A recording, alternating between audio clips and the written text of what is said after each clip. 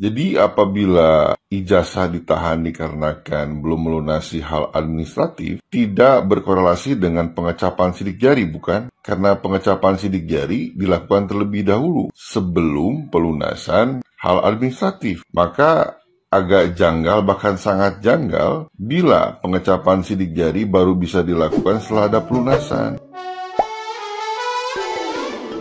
Hola netizen yang tercinta. Beberapa waktu lalu, Deddy Mulyadi berkunjung ke rumah Peggy di Cianjur. Ia putra pertama dari pasangan Cecep dan Elis yang lahir dan besar di Cianjur. Bahkan belum pernah ke Cirebon, tempat di mana kedua korban tewas. Agar semua clear, Deddy Mulyadi meminta Peggy menunjukkan semua dokumen yang dipunyai, mulai dari akte kelahiran hingga ijazah sekolah. Saat dilihat, pada akte tertulis Peggy seorang perempuan, bukan laki-laki. Hal tersebut diklaim terjadi karena salah teknis. Sementara untuk ijazah semuanya sama. Hanya saja untuk ijazah SMK Peggy belum memilikinya lantaran masih memiliki tunggakan di sekolah yang harus dilunasi. Sementara soal geng motor, Peggy mengaku baru bergabung ke Moonraker tahun 2017 karena saat itu yang berstatus pelajar dilarang untuk ikut. Ia tertarik masuk karena menganggap banyak kegiatan positif di Moonraker. Belakangan ia kaget karena namanya terseret dalam kasus Vina. Banyak yang menuduh ialah sebagai pelaku sebenarnya, padahal selama ini Peggy mengaku belum pernah ke Cirebon. Sementara itu, Deddy Mulyadi langsung mendatangi SMK Al-Hasimiyah untuk memastikan apakah ijazah Peggy benar belum diambil. Pihak sekolah membenarkan hal tersebut karena sejak lulusan Peggy belum cap 3 jari. Kemungkinan Peggy tidak melakukan hal tersebut karena masih memiliki tunggakan sebesar 3,8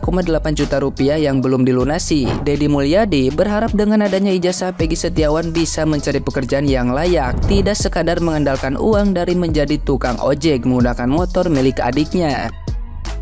Nah, gimana nih menurut netizen yang terhormat? Silahkan berkomentar ya.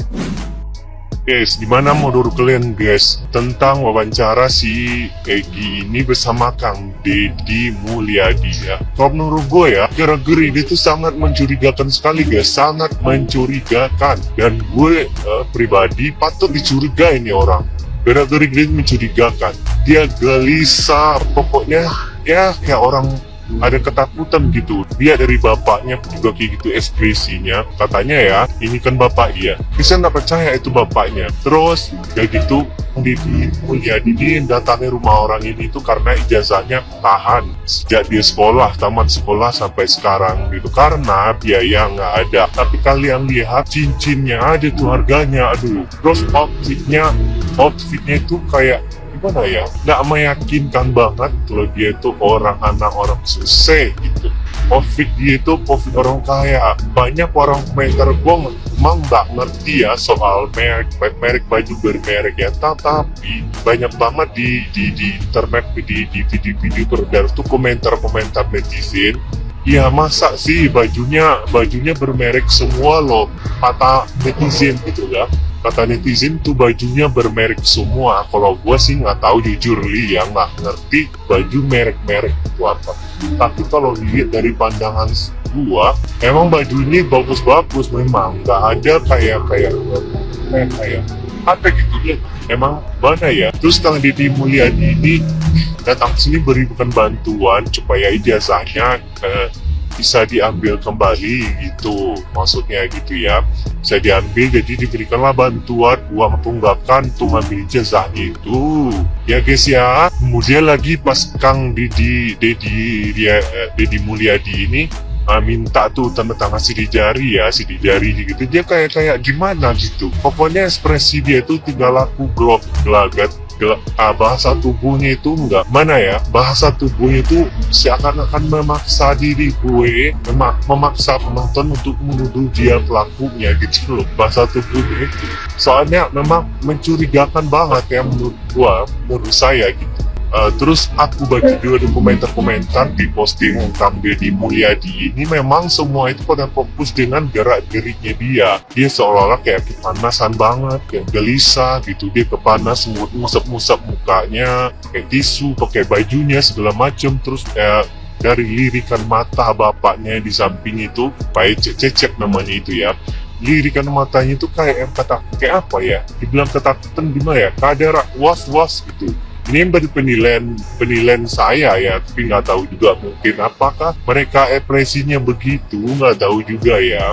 Tapi yang jelas di sini kalau aku melihat ya, gerak-geriknya itu sangat dan patut dicurigai. Kalau gue pribadi boleh saran ya pada bapak-bapak polisi, kepada Pak Polisi, khususnya buat bapak-bapak yang menangani kasus ini, tolong orang ini diperiksa kembali Pak, tolong banget. Ini dia itu salah satu paling mencurigakan dari yang lain menurut saya ya. Dan netizen yang lain juga banyak berkomentar seperti itu. Diperiksa apa salahnya, diperiksa doang gitu ya. Dicek-cek lagi sidik jarinya, segala macam ya. Dan di situ ini juga ada komentar dari netizen itu, gimana caranya nik kepala sekolahnya nggak ada di situ katanya gitu. Itu gimana ya, ijazah kan harus ada nik kepala sekolah tuh.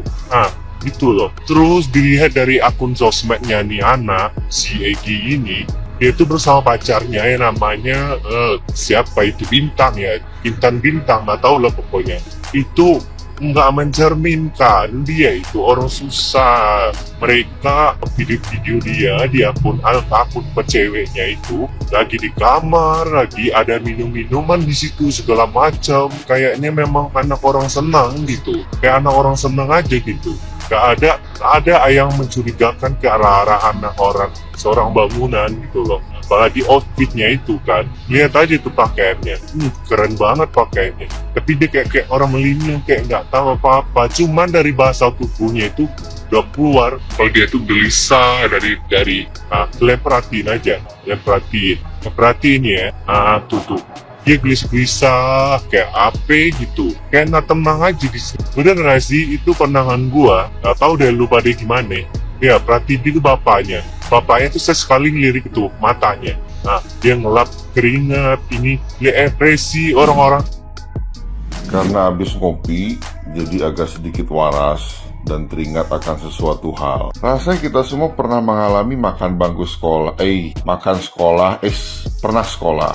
Jadi apabila ijazah ditahan dikarenakan belum melunasi hal administratif, tidak berkorelasi dengan pengecapan sidik jari, bukan? Karena pengecapan sidik jari dilakukan terlebih dahulu sebelum pelunasan hal administratif. Bukankah tahapan dari hal tersebut setelah ujian, kelulusan, lalu pengecapan sidik jari, lalu pelunasan? Maka agak janggal, bahkan sangat janggal, bila pengecapan sidik jari baru bisa dilakukan setelah ada pelunasan. Bukankah itu tertukar tahapannya? Karena hampir tidak pernah, bahkan tidak pernah terjadi bila pelunasan sebagai prasyarat untuk pengecapan sidik jari.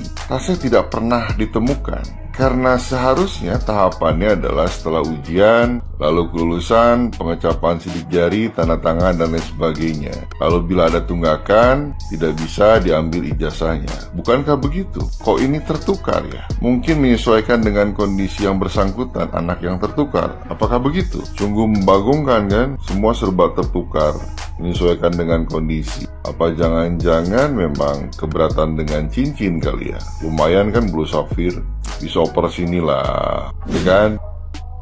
Jangankan motor, HP aja nggak punya. Lah itu yang lu kantongin apa? Batu bata. Masa anak seorang petani serabutan bajunya distro semua? Secara harga distro itu kan tahu sendiri kan 500.000 ke atas. Jangan-jangan HP lu yang di kantong itu boba 3 apa boba 4 tuh. Katanya tukang ojek nggak punya motor. Lah lu ngojek pakai apa kalau nggak pakai motor? Makanya lain kali kalau mau syuting tuh sebagai pemeran utama itu baju dikondisikan supaya nggak ada kesamaan sama jejak digital lu. Dasar keluarga cemara. Heboh lagi tentang NIP di ijazah kosong dan akte kelahiran yang jenis kelaminnya perempuan. Oke, stop hoax, dengarkan video ini sampai selesai. Yang pertama, kenapa NIP ijazahnya Peggy itu kosong? Karena Peggy sendiri sekolah di SMK Al-Hashimiyah yang statusnya itu swasta. Di mana sekolah swasta itu, kalau guru atau kepala sekolahnya itu dia non PNS, maka memang tidak punya NIP. Jadi memang harus kosong NIP-nya. Terus kok ada bang, saya sekolah di swasta itu ada NIP-nya, gurunya? Ya berarti guru kalian itu guru yang PNS, yang diangkat secara resmi oleh pemerintah daerah. Seperti itu. Justru kalau ada NIP-nya, itu keabsahannya itu diragukan, akan menjadi cacat hukum. Gak ada dasar legal standingnya di ijazah tersebut kalau sampai ada NIP-nya dengan kepala sekolah yang non-PNS. Paham kan sampai sini? Itu yang pertama. Terus yang kedua, kenapa kok akte kelahirannya itu salah cetak gitu kan? Terus kenapa kok tidak diperbaiki dari dulu-dulu gitu kan? Oh itu settingan. Oke, memang di Dukcapil itu sering terjadi, bukan hanya saat ini, dari dulu itu sering terjadi. Bahkan nih, lihat, kalau kalian nggak percaya, lihat nih YouTube di sini.